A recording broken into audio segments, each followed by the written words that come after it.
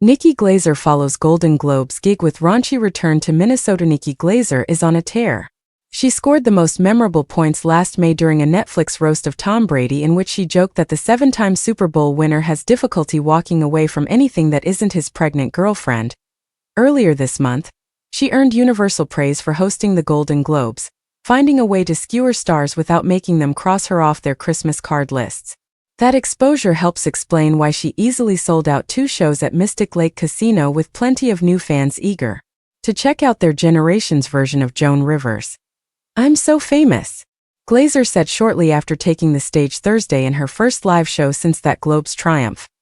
During the 1-hour set, the 40-year-old comedian cut into a few famous folks, including Ben Affleck, Lizzo and Jennifer Aniston. She doesn't buy for a second that the Friends star uses the drugstore moisturizer she peddles in TV commercials. But stage Glaser is quite different from TV Glaser. Those who've caught her regular appearances at the Mall of America's House of Comedy over the past decade know she specializes in self-deprecation and grousing about the pressures of looking hot when feeling lousy.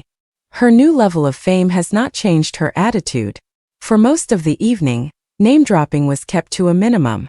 She was more focused on defending the use of Ozempic, detailing her visits to tanning salons and admitting to being jealous of supermodels. She directed some of her vitriol towards social influencers, if only because they look cuter than she does with little effort. "I want you to do a TikTok dance next to a helicopter," she said. But Glaser's underdog persona doesn't resonate like it used to. First off, she's far too fabulous looking these days to play the ugly duckling. On F-Boy Island, the reality dating series she hosts and produces, she's just as hot as the bikini-clad contestants, and it's hard to feel sorry for someone who, at this moment, just might be the most talked-about comedian on the planet. Glaser was more effective when exploring darker themes that have nothing to do with her quest for eternal youth.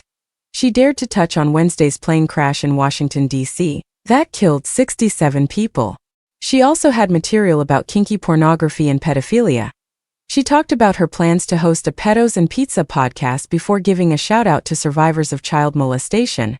"You should board planes before active service members," she said. Those bits might have startled those at Mystic Lake who came expecting their favorite new comic to recycle the jokes she made about Joker 2 and Bob Dylan at the Globes. But Glaser's act is all about being bold, and that's not limited to insulting quarterbacks and movie stars.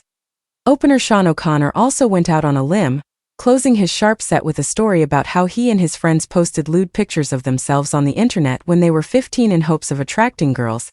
You could see why he's part of Glaser's entourage.